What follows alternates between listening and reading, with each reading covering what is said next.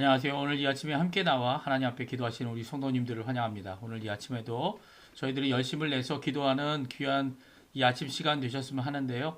오늘은 금요일입니다. 특별히 아르헨티나는 6월 20일이 국기의 날이라고 해서 아르헨티나 국기를 만들고 그 국기가 처음 이제 쓰여진 그 모든 것들을 기념하는 날입니다. 그래서 디아데 반데라라고 하는 이 명칭을 갖고 있는 국경일인데요. 오늘은 저희 한인들은 다 거의 일하는 것으로 이야기들 많이 하시더라고요. 가게문도 여시고 주 종목인 이 가게문들, 옷가게죠. 옷가게, 텍스타일을 하고 있는데 그 옷가게들을 다 운영하고 하시는 것 같습니다. 오늘 쉼을 얻으시는 분이시나 열심히 일하시는 분이시나 하나님 앞에 나오셔서 먼저 기도함으로 하루를 하나님 앞에 드리고 열심으로 기도하시는 우리 성도님들 되시고요. 또 병중에 계신 우리 성도님들 다 하나님께서 오늘도 함께 하신다는 것 꼭 믿고 하나님 앞에 이 병상에서도 하나님 앞에 기도하며 간구하시는 귀한 이 아침 시간이 되셨으면 합니다. 우리 합심하여 기도하시면서 저희들이 이 아침 기도에 시작하기 원하는데요. 날마다 드리는 기도 제목, 공동 기도 제목입니다. 하나님의 나라, 하나님의 의, 하나님의 영광을 먼저 구하고 교회와 그리고 진정한 하나님의 평화와 교회 안에서의 사역들, 특별히 제자 훈련 사역 위해서 기도해 주시고 또 우리 조국 대한민국 자유평화 통일을 위해서 새 대통령을 위해서 마땅히 기도해야 하고요. 또 이곳 아르헨티나 새 정부와 그리고 신앙 회복과 부흥을 위해 특별히 아르헨티나는 이번 해가 국회의원을 뽑는 선거가 있는 해입니다. 그래서 국회의원뿐만 아니라 각 자치제 의원들도 뽑는데요. 이 모든 과정 가운데 하나님 같이 해달라고 기도하시는 이 아침 시간 되었으면 합니다. 그 외에도 여러 가지 기도 제목들 함께 하나님 앞에 아뢰면서 이 아침 기도에 시작하도록 하겠습니다. 같이 기도합니다. 할렐루야. 하나님 아버지 감사합니다. 오늘도 이 아침에 하나님 앞에 기도하며 이 아침을 시작합니다. 아버지 하나님, 날씨가 많이 추운 이 아르헨티나지만 그럼에도 불구하고 함께 모여 기도할 수는 없어도 장소가 각기 다르고 이 상황이 다 각기 다르더라도 하나님 앞에 기도하는 마음을 가지고 이 시간 하나님 앞에 우리의 기도, 하나님의 나라, 하나님의 의, 하나님의 영광을 먼저 구하고 하나님의 그리스도의 말씀과 성경이 충만한 그리고 복음과 성경과 믿음과 사랑과 소망이 하나 된 열방이 하나 된 살아있는 교회 회복을 위하여 하나님 앞에 간절히 기도하오니 주님 교회를 회복시켜 주시고 그 교회들이 든든히 서서 또한 선교사들을 돕고 그 교회들이 든든히 서서 아버지 하나님의 통치를 임하게 하는 하나님의 나라의 본거지가 되는 귀한 자리가 될 수 있도록 주님 역사하여 주시옵소서. 전쟁의 멈춤과 하나님의 평화를 위해 기도합니다. 지금 중동에서는 여러 가지 모양으로 전쟁이 계속되고 있는데 그로 인하여 많은 사람들의 생명을 앗아가고 그리고 많은 피해와 재산의 어려움을 이 파괴당함을 당하는 이 모든 것 가운데 하나님 예수 그리스도의 그 십자가의 보혈로 그곳에 진정 하나님의 평화가 임하게 도와주시고 하나님 원하시는 귀한 은혜의 역사가 있도록 허락하여 주시옵소서. 또한 교회 안에서 제자훈련 과정 가운데 있는 우리 아버지 하나님 제가 가르치는 사역자나 또 배우는 사역자나 아버지 하나님 앞에 이 모든 과정을 통해 하나님 앞에 영광을 돌릴 수 있게 도와주시고 어떤 시스템에 의존하는 것이 아니라 그것의 기계적인 모습이 아니라 살아있는 생명력 있는 놀라운 예수 그리스도의 제자의 삶을 살게 하는 변화와 깨어짐과 회개와 주님 앞에 돌아오는 귀중한 역사가 있는 이 제자 훈련 과정이 되도록 역사하여 주시옵소서. 또 하나님께 간절히 기도합니다. 우리 조국 대한민국 위해서 기도합니다. 아버지 하나님 새 대통령을 주셨는데 그 대통령을 통하여 아버지 하나님 대한민국이 하나님 앞에 올바로 설 수 있게 도와주십시오. 자유평화 통일을 위한 귀한 발자취가 되게 해주십시오. 하나님 역사해 주셔서 아르헨티나 뿐만 아니라 이 대한민국은 북방부에서 아버지 하나님 복음의 전초지가 될 수 있도록 주님 우리 이제까지 기도하고 있는 우리 한국교회를 통하여 진정 자유 평화 통일이 남북한이 일어나게 도와주시고 대한민국은 아버지 하나님 이 일을 위하여 또한 아버지 하나님 모든 것을 감당하는 귀한 역사가 있도록 주님 허락하여 주시옵소서. 우리 한인 교포사회 교포 청년들 교포 교회를 위해 기도합니다. 이곳에 있는 아버지 하나님 주님을 향하여 하나님 앞에 복음을 들고 또 찬양과 영광을 돌리며 더 나아가서 아버지 하나님 앞에 헌신하고 새로운 세대에 새로운 하나님의 말씀을 그대로 들고 설 수 있는 헌신된 사람들을 주님 세워주시고 그래서 이곳 아르헨티나 아버지 한인사회 작은 숫자지만 오히려 이 아르헨티나를 위하여 기도하고 아르헨티나를 회복케 하며 아르헨티나를 위하여 부름받은 하나님의 사람들로 이 일을 감당해 내는 귀한 아버지 하나님 우리가 될 수 있도록 주님 역사하여 주시옵소서. 특별히 아버지 이 아르헨티나를 위해 기도합니다. 지금 계속되고 있는 아르헨티나 의원 선거 주님께서 정말 하나님 백성들을 대표하는 귀한 사람들을 세워주시고 인간이 아니라 하나님 원하시는 귀한 역사를 이뤄내는 하나님의 도구가 되도록 역사하여 주시옵소서. 우리 다같이 사도신경으로 우리의 신앙을 고백하시면서 2025년 6월 20일 금요일 아침 기도회를 하나님께 드리겠습니다. 전능하사 천지를 만드신 하나님 아버지를 내가 믿사오며 그 외아들 우리 주 예수 그리스도를 믿사오니 이는 성령으로 잉태하사 동정녀 마리아에게 나시고 본디오 빌라도에게 고난을 받으사 십자가에 못 박혀 죽으시고 장사한 지 사흘 만에 죽은 자 가운데서 다시 살아나시며 하늘에 오르사 전등하신 하나님 우편에 앉아 계시다가 저리어서 산 자와 죽은 자를 심판하러 오시리라. 성령을 믿사오며 거룩한 공예와 성도가 서로 교통하는 것과 죄를 사해 주시는 것과 몸이 다시 사는 것과 영원히 사는 것을 믿사옵나이다. 아멘. 우리 조금 전에 반주로 들었던 찬양 그 사랑 얼마나 같이 하나님께 찬양 드리겠습니다. 우리 다 같이 고백하는 마음으로 주님의 사랑을 기억하며 하나님 앞에 고백하는 마음으로 찬양하겠습니다. 다 표현 못해도 다 표현 못해도 나 표현하리라. 다 고백 못해도 나 고백하리라. 다 알 수 없어도 나 알아가리라. 다 담지 못해도 나 닮아가리라.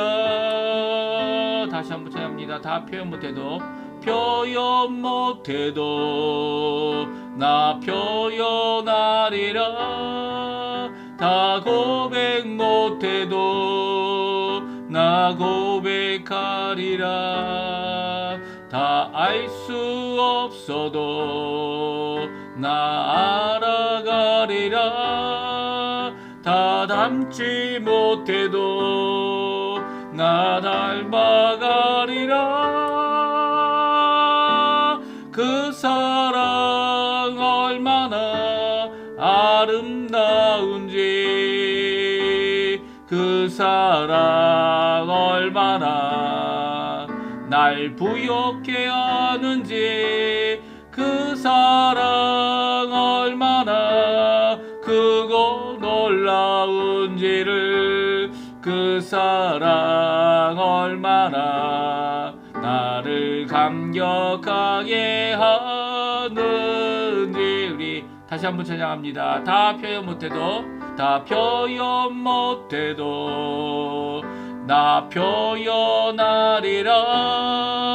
다 고백 못해도 나 고백하리라.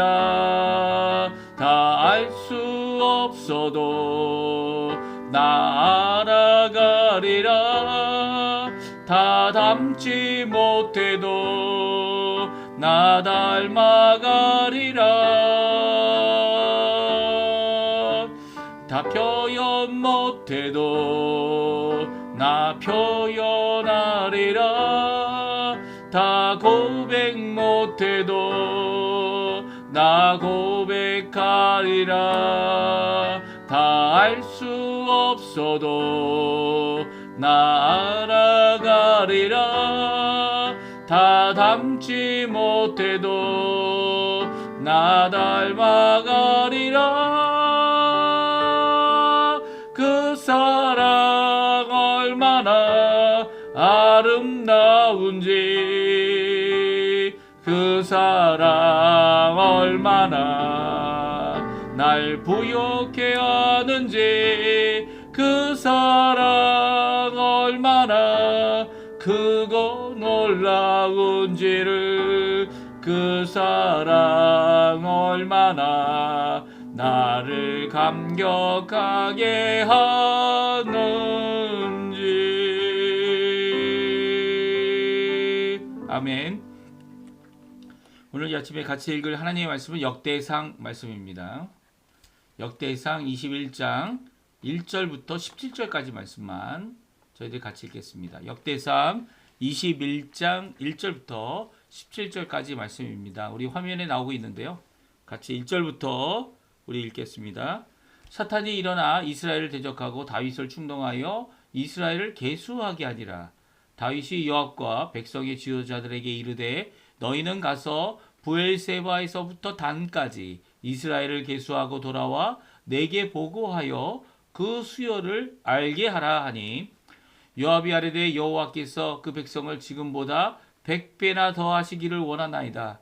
내 주 왕이여 이 백성이 다 내 주의 종이 아니니까 내 주께서 어찌하여 이 일을 명령하시나이까 어찌하여 이스라엘이 범죄하게 하시나이까 하나 왕의 명령이 요압을 재촉한지라.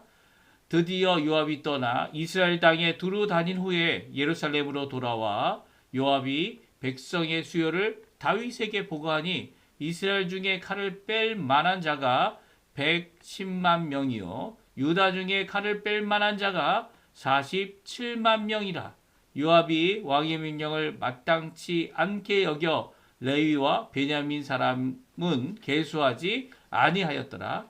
하나님이 이 일을 악하게 여기사 이스라엘을 치심해 다윗이 하나님께 아뢰되 내가 이 일을 행함으로 큰 죄를 범하였나이다. 이제 간구하옵나니 주의 종의 죄를 용서하여 주옵소서. 내가 심히 미련하게 행하였나이다 하니라. 여호와께서 다윗의 선견자 갓에게 말씀하여 이르시되 가서 다윗에게 말하여 이르기를 여호와의 말씀이 내가 내게 세 가지를 내어 놓으리니 그 중에서 하나를 내가 택하라. 내가 그것을 내게 행하리라 하셨다 하라 한지라. 갓이 다윗에게 나가 그에게 말하되 여호와의 말씀이 너는 마음대로 택하라. 혹 3년 기근이든지 혹 내가 석 달을 적군에게 패하여 적군의 칼에 쫓기를 일이든지 혹 여호와의 칼 곧 전염병이 사흘 동안 이 땅에 유행하며 여호와의 천사가 이스라엘 온 지경을 멸할 일이든지라고 하셨나니 내가 무슨 말로 나를 보내신 이에게 대답할지를 결정하소서 하니 다윗이 갓에게 이르되 내가 공경에 빠졌도다. 여호와께서는 긍휼이 심히 크시니 내가 그의 손에 빠지고 사람의 손에 빠지지 아니하기를 원하나이다 하는지라. 이에 여호와께서 이스라엘 백성에게 전염병을 내리심에 이스라엘 백성 중에서 죽은 자가 7만 명이었더라. 하나님이 예루살렘을 멸하러 천사를 보내셨더니 천사가 멸하려 할 때에 여호와께서 보시고 이 재앙 내림을 뉘우치사 멸하는 천사에게 이르시되 족하다 이제는 내 손을 거두라 하시니 이때에 여호와의 천사가 여부수 사람 오르난의 타작마당 곁에 선지라. 다윗이 눈을 들어보매 여호와의 천사가 천지 사이에 섰고 칼을 빼어 손에 들고 예루살렘이 하늘을 향하여 편지라. 다윗이 장로들과 더불어 굵은 배를 입고 얼굴을 땅에 대고 엎드려 하나님께 아뢰되 명령하여 백성을 계속케 한 자가 내가 아니니까 범죄하고 악을 행한 자는 곧 나이니이다. 이 양떼에는 무엇을 행하였나이까? 저하건대 나의 하나님 여호와여 주의 손으로 나와 내 아버지의 집을 치시고 주의 백성에게 재앙을 내리지 마옵소서 하니라. 아멘. 오늘 이 아침에 함께 나와 하나님 앞에 기도하신 우리 성도님들에게 하나님 아버지의 사랑, 예수 그리스도의 은혜, 성령 하나님의 충만하심이 가득한 귀한 이 아침 시간 되시고요. 오늘도 주님 앞에 기도하실 때 우리 주변에 있는 사람들을 위해 도고라고도 하고 중보라고도 하는데요. 하나님 앞에 열심으로 그들을 위해 기도해 주시고요. 그 병과 그 아픔과 그 고생하는 것들이 고침받는 역사가 있도록 하나님 허락해 주십시오. 기도하는 귀한 이 시간 되셨으면 합니다. 특별히 오늘 이 쉬는 날 하나님 앞에 이 쉼을 잘 갖는 것도 하나님 원하시는 귀한 은혜입니다. 왜냐하면 오늘 열심히 쉬고요. 예, 토요일 날 또 열심히 일하고 또 주일 날은 하나님 앞에 영광을 돌리고 또 월요일은 다시 한번 일어나서 하나님 원하시는 귀한 이 일들을 이루어내는 귀한 하나님의 사람들로 이 하나님 앞에 쓰임 받는 우리 성도님들 다 되셨으면 해요. 오늘은 저희가 계속 역대상 말씀을 읽다가 밑에 이 다윗의 인구 조사를 한 것을 저희들이 함께 읽었습니다. 특별히 오늘 역대상 21장 말씀인데요. 다 읽지는 않았고요. 1절부터 21절까지 말씀만 읽었습니다. 오늘 제 그 자막에는 이 역대상 21장으로 바꿨던 것 같은데 어제 부분이 아직 기록되어져 있네요.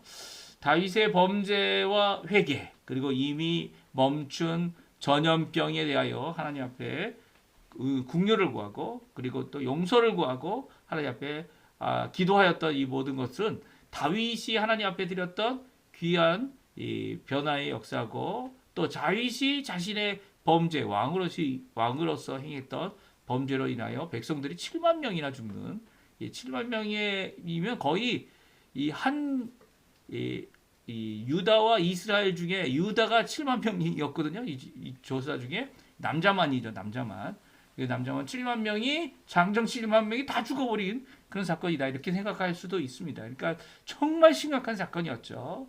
심각한 사건이었고 그렇다고 해서 하나님께서 다윗의 죄를 그리고 다윗과 함께한 백성의 죄를 치시지 않은 것이 아니라 그 죄값을 다 치르신 것도 아니죠. 그렇죠? 죄값을 치렀다면 죄의 삭은 사망이니까 이 다윗이 죄로 죽음을 갖게 된다면 그것이 아마 다윗에게 죄값이 될 것입니다. 그리고 또 이렇게 다른 사람들도 죽음으로 자기의 죄값을 치렀다.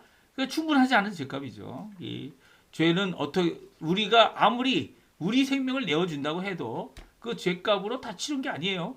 그래서 어떻게 합니까? 우리가 죽은 후에도 심판을 받죠. 그 심판받고 예수를 믿지 않는 자들은 영벌에 처하는 그렇죠. 영원히 지옥에서 이 벌을 받는 이런 모습을 갖게 되는 이유는 우리의 죄값을 우리의 생명 정도로도 다 치를 수 없다는 거예요. 그래서 우리 스스로 우리의 죄를 하나님 앞에 자신을 비운다든지 아니면 정결케 하겠다고 노력을 한다든지 선행을 행해서 이 선행에 무슨 몇 가지 덕을 세운다고 해도 갚을 수 없는 겁니다. 갚을 수 없어요. 우리의 생명값으로도 갚을 수 없는 겁니다. 왜냐하면 우리의 죽음은 당연히 죽어야 될 일이기 때문이죠. 그러나 예수님의 이 죽으심, 십자가의 죽으심, 우리의 죄를 씻어주시는 이 죽으심은 바로 하나님의 아들이신 죄 없으신 의로운 신 그분께서 우리를 위하여 대신 십자가에 죽으실 뿐만 아니라 예수님이 가지셨던 그 귀한 십자가의 그 보혈의 역사로 인해서 우리가 씻음을 받고 또 예수님이 이루신 귀한 하나님께 드린 순종 100% 순종이죠. 100% 뿔의 살을 갖고 있다 그런 의미도 되겠지만 그런 의미가 아니라 하나님 앞에 철저히 순종하고 복종해서 드려졌던 귀한 이 공로 완성하신 이 구원의 그 길을 우리가 거저받는 거죠. 거저받아서 우리는 자격 없는데 우리는 죽어 마땅하고 지옥에서 영벌을 받아 마땅한데 하나님 앞에 오히려 구원받고 이 나의 공로는 1% 아니 0.5%한 가지도 없어도 하나님 앞에 진정 구원받는 또 하나님의 백성 되는 귀한 삶을 살 수 있게 되는 것입니다. 이런 것이 다 우리가 하나님의 은혜고 국률인 겁니다. 오늘 본문에 이 하나님의 은혜, 하나님의 국률이 기록되어져 있고요. 죄로 인하여 겪게 되는 여러 가지 피해라고 얘기할 수 있을 것 같아요. 한국말로는 결과 그러면 죄로 말미암아 주어진 결과인데 예수님이 십자가에서 물과 피를 다 쏟으셔서 우리의 죄를 용서하시고 사해 주셨는데 그 결과를 다 사해 주지 않느냐 이렇게 생각하는 사람들이 있는데 아니죠.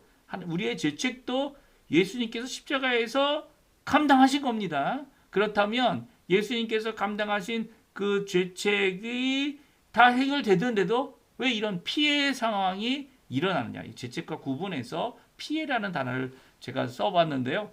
이 죄로 말미암아서 생겨난 이 피해가 분명히 있죠. 그것은 감당해야 되는 거죠. 우리 무슨 말인지 아십니까? 죄로 말미암아 죄를 해결하기 위하여 죄가 주어주는 이 모든 것들을 예수님께서 죄책까지도 십자가에서 죽으셔서 해결하셨지만 그래서 우리가 죽질 않죠. 예, 죽질 않습니다. 다윗이 죽지 않아요. 그럼에도 불구하고 거기에 대한 일어나는 피할 수 없는 이 결과들, 그렇죠? 그 결과들에 대하여 오늘 그것이 이제 전염병이었다. 그리고 다윗이 이게 세 가지 중에 하나를 선택했는데 그게 전염병이었다라는 말씀을 우리에게 주시면서 하나님의 국률, 하나님의 은혜가 언제 시작되느냐? 하나님 심판 가운데 우리가 받을 수 있는 하나님의 구원의 역사가 어디서부터냐라는 것을 고민하고 기록하고 있는 우리 이 다윗이 한 인구조사. 이 인구조사는 이 인구조사를 한 성경책이 따로 있습니다. 어느 성경책입니까? 예, 민수기죠. 민수기. 백성을 계수하여 기록한 것이죠. 그래서 민수기 1장에는 이제 몇 명의 사람들이 이 출애굽한 후에 이 출애굽 1세대들을 포함하여 몇 명의 사람들이 있었느냐. 40년 광야 생활 이후에 그 후에는 몇 명의 이 사람들이 또 가나안으로 들어가느냐라는 것을 이게 두 번 인구 조사를 한 것이 민수기입니다. 그렇죠? 그래서 민수기라는 단어를 쓰고 누메로라고 하는 가세자는 영어는 넘버라는 이름을 갖고 있는 성경책입니다. 근데 다윗이 인구 조사를 해요. 다윗이 인구 조사한 것이 범죄가 되어졌다. 이게 왜 범죄일까요? 인구 조사하는 게. 왜 인구 조사하는 게 이 계수하여 사람이 몇 명 있는지를 따지는 장정이 몇 명이 있는지 따지는 것이 죄가 되는지를 우리 한번 성경을 통해 살펴보고요. 또 그 죄를 해결하는 죄로 말미암아 일어난 여러 가지 피해 상황들을 어떻게 멈추게 했는지를 함께 살펴보는 이 시간이 되었으면 합니다. 우리 다윗의 인구조사 역대상 21장 오늘 본문 말씀이죠. 그리고 사무엘하 24장에 기록되어져 있는데요. 이 관점, 이해가 좀 차이가 있습니다. 왜냐하면 이 사건은 있어요. 다윗이 왜 갑자기 이 인구 조사를 할 생각을 했느냐. 그리고 이게 언제쯤 일어나는 것이냐. 물론 이제 다윗 왕이 통치하는 시대였고요. 평화가 임한 시대였던 것 같아요. 그러니까 이 사무엘하도 이 사무엘하 마지막 장이 24장에 기록되고 있고요. 마치 이게 이 어딘지를 몰라서 이 역사 순서로 이렇게 기록된 거 아닙니까? 그런데 순서대로 기록한 가운데 들어갈 자리가 어딘지 몰라서 이 맨 끝에다가 이렇게 놓은 것 같아 보이기도 합니다. 이게 우리의 생각이죠. 이게 이해고 관점입니다. 그렇죠? 이해 관점은 성경도 좀 달라요. 역대상과 사무엘하가 이제 이 시대적 구분이 다르죠. 그렇죠? 시대적으로 다른 이 사무엘하는 언제 기록됐다고요? 예, 70년 이 바벨론 포로 생활 중에 한 50년 정도 됐을 때 이 사무엘 상하뿐만 아니라 이 열왕기 상하도 기록되어졌을 것이다 이렇게 생각을 해요. 그래서 이 정말 우리가 왜 이 고통을 당하느냐? 70년 포로 생활로 이 아직도 해결되지 않은 상황 가운데서 하나님이 주시는 메시지. 예, 이것이 해결책이고 우리의 잘못이 무엇이다라는 것을 깨닫게 하기 위해 이 사무엘상하, 이 열왕기상하가 그 초점을 맞추어 그런 상황 가운데 그 사건을 기록하고 있다 이렇게 생각할 수 있고요. 역대상은요 언제라고요? 예, 70년 포로 생활이 끝나고 이제 스룹바벨을 통해서 이제 돌아옵니다. 이 첫 번째 돌아와서 이 스룹바벨이 성전도 짓고 그리고 재건하고 있는 가운데 이제 에스라가 오게 됩니다. 그래서 에스라가 와서 이 하나님의 말씀을 읽고 또 하나님이 주신 귀한 메시지를 듣고 많은 사람들이 큰 회개의 역사가 일어나죠. 예루살렘에 부흥의 역사가 일어났어요.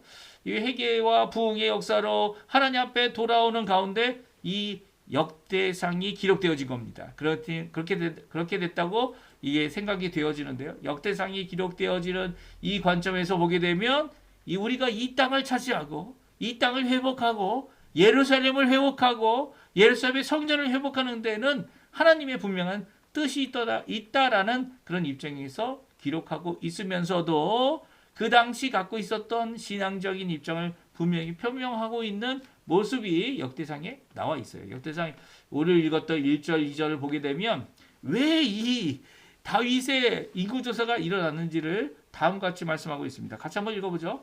사단이 일어나 이스라엘을 대적하고 다윗을 충동하여 이스라엘을 계수하게 하니라. 다윗이 요압과 백성의 지도자들에게 이르되 너희는 가서 부엘세바에서부터 단까지 이스라엘을 계수하고 돌아와 내게 보고하고 그 수요를 알게 하라 하니. 네, 그렇습니다. 오늘 본문에 보게 되면 이 모든 일이 일어난 것은 사단의 유혹으로부터 시작되었다. 이 다윗을 사단이 충동시켰다. 그래서 이스라엘을 대적하기 위하고 그리고 이스라엘을 계수하는 일을 이 하나님 앞에 하게 하게끔 다윗을 유혹했다. 그래서 다윗이 충동을 받아서 이 일을 했다라고 말씀해주고 있죠. 누가 했다고요? 사단이 일어나서 이 일을 이루었다라고 말하고 있습니다. 그런데 사무엘하 24장에는 뭐라고 말씀하시죠? 여호와께서, 주어가 여호와예요.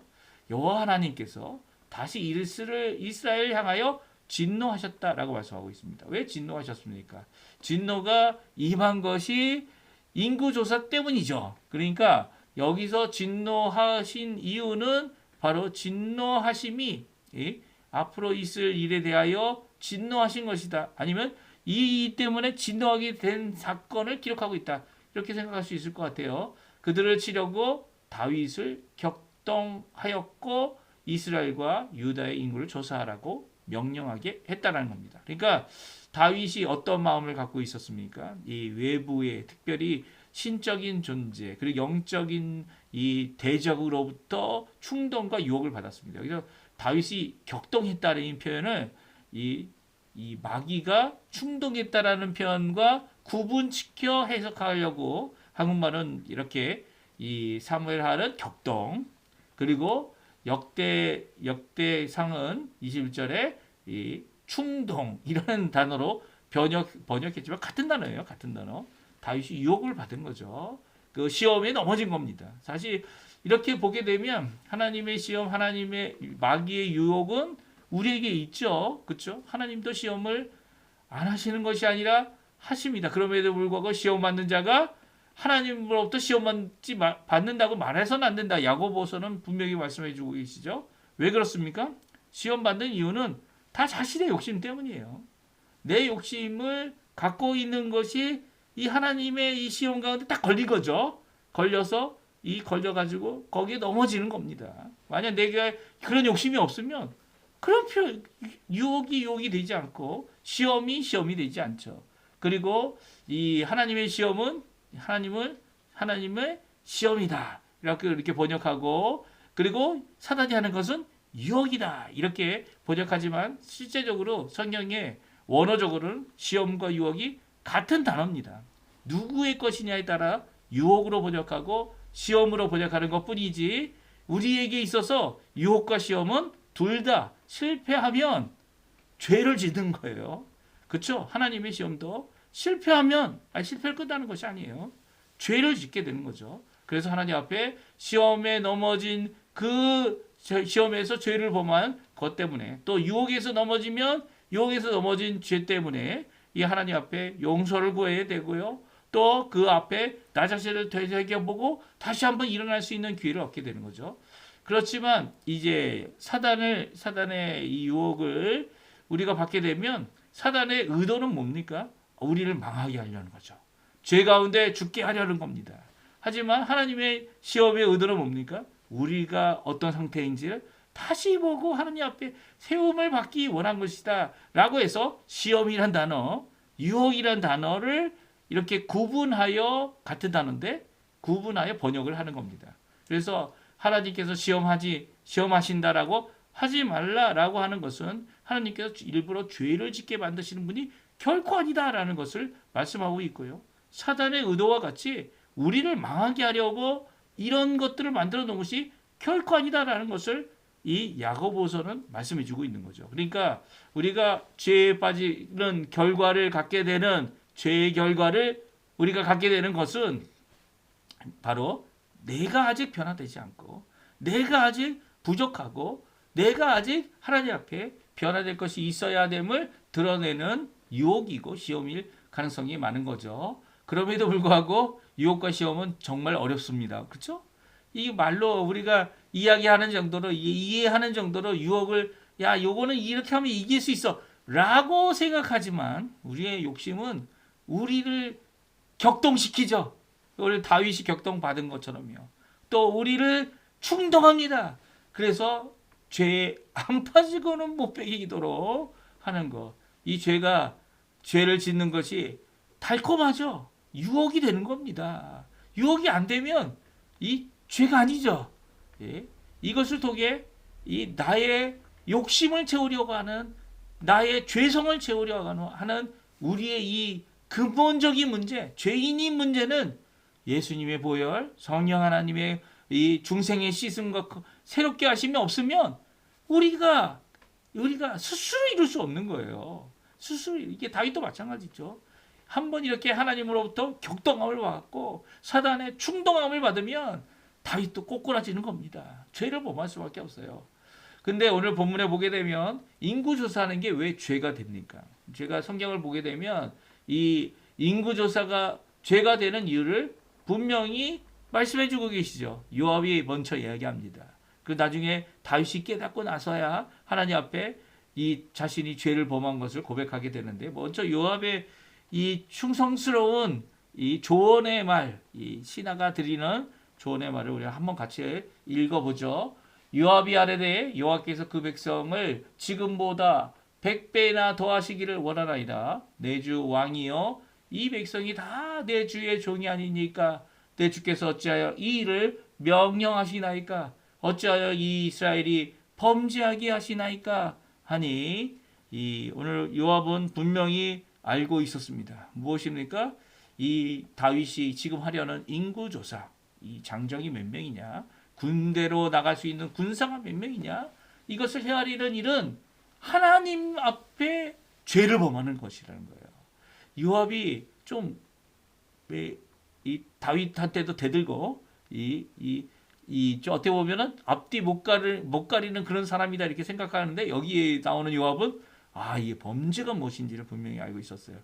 어쩌면 앞뒤 안 가리고 이야기하는 이 요압이기 때문에 오늘 이 하나님께서 쓰셔서 이 지금 하려고 하는 이 일, 이 명령하여 장정을 무려 9달이나 걸렸죠. 9달이나 걸려서 할 수 있는 이 일은 죄에 속한 일이다. 범죄의 일이다. 라고 말하고 있습니다. 그러니까 다윗은 이렇게 충성되이 자신에게 이야기하는 이 신하의 말을 무시하고 결국은 왕권으로 일을 이룹니다. 이게 참 갖고 있는 어떤 권력이 있으면 그 권력으로 죄 짓는 일을 서슴지 않는 사람들은 이 죄에 대한 심각성을 모르는 자들이죠.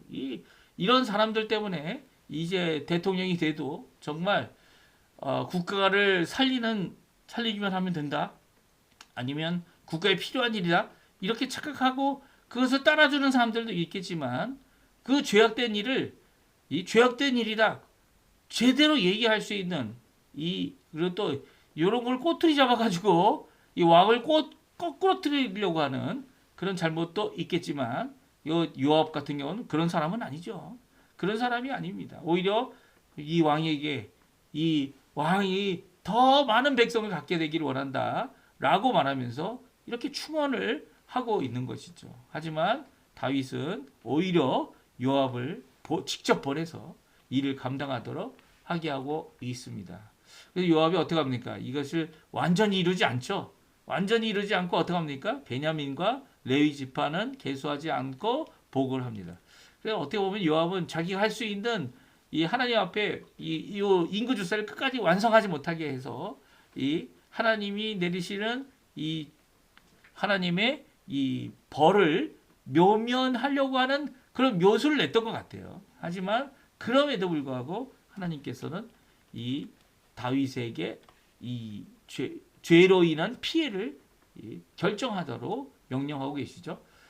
출애굽기 30장 11절부터 13절에 보게 되면 이 아직 계수라는 것을 하지 않았을 때 이 계수에 대한 의미가 무엇인지 성경은 말씀해 주고 있습니다. 우리 같이 한번 읽어보죠. 같이 읽어보겠는데요. 네, 화면에 나오고 있습니다. 같이 읽어보겠습니다. 여호와께서 모세에게 말씀하여 이르시되 내가 이스라엘 자손의 수요를 조사할 때에 조사받은 각 사람은 그들을 계수할 때에 자기의 생명의 속절을 여호와께 드릴지니 이는 그들을 계수할 때 그들 중에 질병이 없게 하려 함이라. 무릇 계수 중에 드는 자마다 성소의 세겔로 반 세겔을 낼지니 한 세겔은 20게라라. 그 반 세겔을 여호와께 드릴지며. 아멘. 그렇습니다. 이것을 성전 속전이라고 얘기하죠. 예수님도 이 성전세를 내셨어요. 내셨는데 어떻게 내셨습니까? 이 베드로 보고 바다에 낚시를 해서 물고기가 나오면 그 가운데 동전이 있을 텐데 동전을 절반은 너를 위해서 절반은 나를 위해서 낸 것이 바로 이 생명의 속전이다. 이렇게 이야기하는 경우도 있습니다. 네, 오늘 이 출애굽기 30장에 보게 되면 분명히 계수하는 일이 있다라고 얘기합니다. 수요를 조사할 수 있다라고 얘기해요. 근데 수요를 인구 조사하는 자체가 죄악이 아니라 인구 조사를 할 때에 무엇을 하라고 얘기합니까? 각 사람, 그 숫자에 들어간 사람은 자신의 생명의 속전을 여호와께 드려야 하고 그 이유가 무엇입니까? 이 계수할 때에 그들 가운데 질병이 없게 하려 한다라고 분명히 말씀하고 있습니다. 하나님께서는 이 계수를 통해 그 나라의 백성이 얼마나 되는지 아는 것에 대하여 죄 삼은 것은 아닌 것 같아요. 그런데 계수에 들어가서 내가 백성 가운데 한 명이 되어지는 이 일은 자기의 생명의 속전을 드려야 하는 필요가 있는 일인 것이죠. 왜냐하면 그것이 그들 중에 질병이 없게 하려 하는 의도를 갖고 있습니다. 그러니까 계수할 필요는 있는데 계수로 인해 피해가 일어날 수 있다는 거예요. 그러면 그 피해를 해결하기 위해 이 일을 해야 될까요? 말아야 될까요? 이 반세계를 드리는 일을 하면서 이 일을 감당해야 되는데 오늘 다윗은 이런 생각조차 없었습니다. 오히려 사단의 중동, 이 하나님의 시험 아래에 그가 이 모든 것을 무시하고 하나님의 뜻을 무시하고 하나님 앞에 범죄한 사건이 되어져 버리는 이 인구조사를 하게 된 것이죠. 그러니까 인구조사를 하게 되는 이 일 후에 다윗이 회개합니다. 왜 회개할까요? 하나님 앞에 죄를 범했기 때문이에요. 그런데 이 인구조사가 죄가 된 이유가 뭘까요? 왜냐하면 이스라엘이라는 표현이 나오죠. 그리고 유다라는 표현이 따로 나옵니다. 그렇죠? 이스라엘과 유다를 따로 구분하여 계수하고 있어요. 여기에 어떤 의도가 있을까요? 어떤 의도가 분명히 있죠. 왜냐하면 유다가 커졌는데 북왕국이 나중에 북왕국이 되어지고 남왕국이 되어지는 이런 분열의 조짐을 다윗이 만들고 있는 거고요. 또 분열의 조짐을 깨닫고 있어서 계수하였던 것인데 오히려 숫자적인 차이는 엄청나죠. 엄청납니다. 남유다는 누구만 있습니까? 베냐민도 있고요. 시몬도 있지만 이 시몬과 베냐민과 그리고 유다가 속해 있는 이 지역적인 의미의 유다 사람들은요. 그렇게 많지 않았다는 거예요. 숫자적으로 커다란 차이를 가지고 있었다는 결과를 보면서 내가 이렇게 유다 사람으로 왕이 되고 또 이 통일 왕국의 왕이 되었는데도 나의 동족이 나와 함께하는 자들이 많지 않다라는 이런 의미는 다윗에게 어떤 의미를 가지고 있는지는 이 많은 사람들이 해석을 하려고 이 어떤 의미를 가지고 있는지를 나타내려고 이 시도를 많이 했습니다. 하지만 성경에는 거기까지만 얘기해요. 다윗이 이 이스라엘 사람들은 몇 명, 이 유다 사람들은 몇 명, 이 차이남에 대하여 이 깨달은 후에야 어떻게 합니까? 회개합니다. 회개합니다. 하나님 앞에 내가 범죄했다는 사실을 깨닫게 되고요. 그리고 또 그 앞에 하나님 앞에 이 범죄로 인하여 회개하는 이 모습을 오늘 본문에 나옵니다. 7절 8절인데요. 같이 읽어보겠습니다. 하나님이 이를 악하게 여기사 이스라엘 치심에 다윗이 하나님께 아뢰되 내가 이 일을 행함으로 큰 죄를 범하였나이다. 이제 강구하옵나니 종의 죄를 용서하옵소서. 내가 심히 미련하게 행하였나이다 하니라. 사실 다윗이 왕이 된 것은 이스라엘 사람들, 어떻게 보면 사울을 추종했던 이스라엘 사람들이 숫자가 적고 유다가 숫자가 많았기 때문에 왕이 된 것이라 착각하면 안 되는 거죠. 왜 이것이 미련한 일이었습니까? 오히려 하나님께서 일을 이루셨는데, 하나님께서 세워주신 것인데, 하나님께서 세워주셨다기보다는 내게 속했던 사람, 나와 함께한 사람들, 그 사람들이 더 많았기 때문이다, 적었기 때문이다 라는 이유를 따지려 했다면 이것은 커다란 잘못이라는 거죠. 하나님께서는요, 사람을 구원하시고 사람을 사랑하시고 결국은 사람을, 이 죄인인 우리를 하나님의 백성 되게 하시려고 예수님까지 보내시면서 예수님을 통하여 구원하시려고 하는 귀한 의도를 가지셨지만, 그 의도는 하나님의 구원, 전적인 하나님의 선택하심, 하나님의 놀라운 은혜로 이루어지는 것이지 우리의 어떠함 때문에 일어날 수가 없다는 것이죠. 우리의 어떠함 때문이라면 정말 구원받을 수 있는 사람이 적을 수밖에 없을 거예요.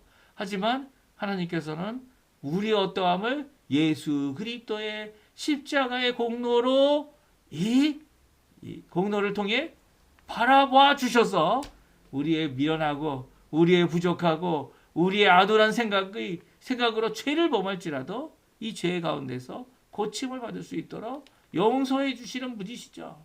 그래서 다시 이제 하나님께서 이 다윗의 선견자, 하나님의 선견자가 아니에요. 하나님께서 다윗의 선견자를 에게 나타나셔서 말씀하시죠.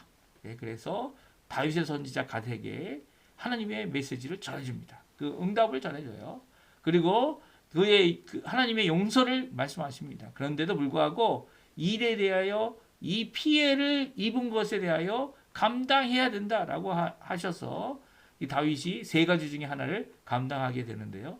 세 가지 옵션이 무엇이었습니까? 하나는 3년 기근이었어요. 3년 기근. 3년 기근 우리 잘 기억하시죠? 3년 반 동안 이 북왕국 이스라엘의 기근이 있었던 아합 시대에 엘리야가 선언한 이 기근은요, 이 과부가 자기 아들과 함께 마지막 음식을 먹고 이제 죽겠노라 라고 결정할 정도로 지독한 이 기근이었습니다. 그렇죠? 3년 동안 비가 안 오면요, 무엇이 살아남겠어요? 무엇이? 아무것도 살아남을 게 없죠. 물 먹일 수 있는 문물조차 없을 겁니다. 3년 기근. 근데 그 다음 옵션이 뭡니까? 석 달이에요. 석 달 동안 적군에게 패해서 한 번도 다윗이 져본 적이 없는 이 전쟁에서 패해서 적군의 칼에 쫓기는 일. 3개월입니다. 3개월. 3년? 그리고 3개월? 그리고 마지막 옵션이 뭡니까? 3일이에요. 3일. 사흘 동안 어떻게 해요? 전염병이 일어나서 여호와의 칼로 이 백성들을 치는 것이었습니다. 다윗은 이 세 가지 중에 어떤 것을 선택했습니까?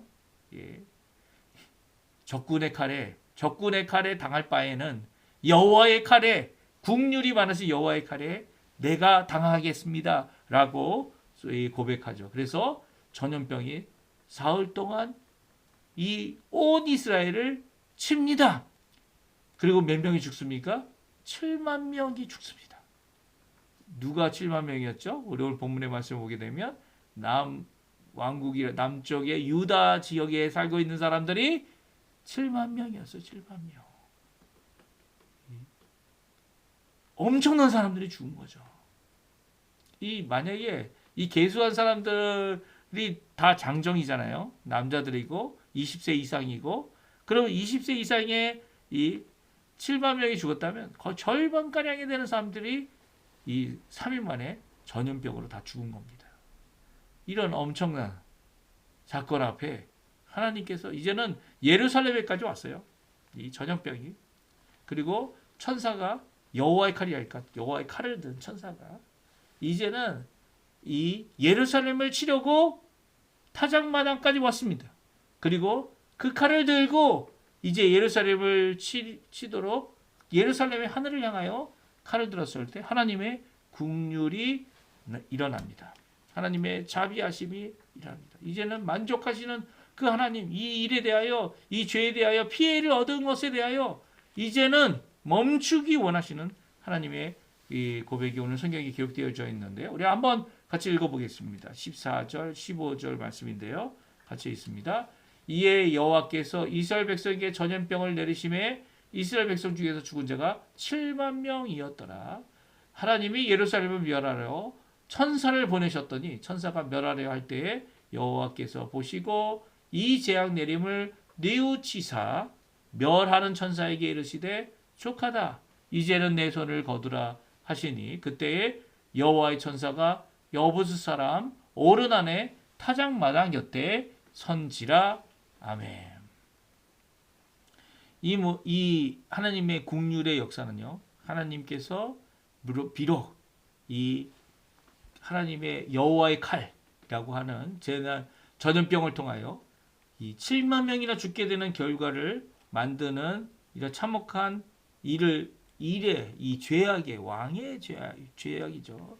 인구조사를 통해서 특별히 속전을 내지 않았던 자들, 속전이라는 개념조차 없었던 미리 얘기하신 이 전염병으로 죽게 될 것이다 라고 하는 것을 없게 하시려고 했던 이 하나님의 이 모세의 말씀을 알지 못했던, 그리고 알았어도 실행하지 않았던 이런 죄악의 모습 가운데 이런 엄청난 죽은 사람들이 일어나도록 만들어지도록 했던 것이 이 죄의 피해입니다. 이 죄의 피해도 어떻게 피해 갈 수 없는 거죠. 이게 이 죄로 말미암아 일어난 일이기 때문에 하나님께서는 이 일을 행하실 때에 이 하나님의 공의와 정의를 드러내고 계신 겁니다. 그렇죠? 그런데도 불구하고 하나님께서는 이 일이 계속 이어지지 않도록 어떻게 하십니까? 멈추게 하십니다. 멈추게. 어떻게 멈췄습니까? 하나님께서 이 재앙에 하는 천사에게 이제는 됐다. 족하다. 내 손을 거두어라. 라는 말씀으로 이를 멈추게 하시죠. 그리고 이 멈춘 곳이 바로 예루살렘 성전이 지어지는 장소가 되어집니다. 이게 이제 내일 읽을 부분인데요.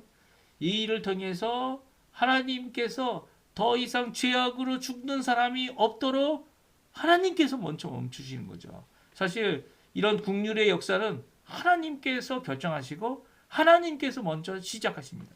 사람들이 기도하는 것 있을 수 있어요. 그러나 사람들이 그것을 결정할 수 없습니다. 그리고 사람들이 아무리 먼저 우리가 하나님 앞에 기도했기 때문에 일이 이루어졌다라고 선언할지라도 국률의 시작은 하나님으로부터입니다. 오늘 이 갑자기 뜬금없이 어떻게 보면 저희들 입장에서 그렇게 표현할 수 있는데 좀 죄송한 표현이기도 합니다. 하나님께서 이런 일을 이루시는 이유는 바로 하나님은 국률의 하나님이시기 때문이에요.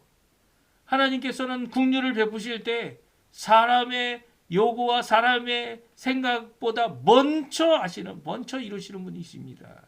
국률의 시작이 마치 우리의 요구로 이루어지는 거다라고 생각하면 큰 착각이죠. 오늘 다윗은 이 국률의 하나님 앞에 국률의 하나님께서 이미 멈추신 것을 보고 하나님 앞에 나와서 기도합니다. 하나님이 국률하신 하나님이기 때문에 멈추셨기 때문에 멈춘 거로 끝났다라고 해서 우리의 기도가 끝나서는 안 돼요.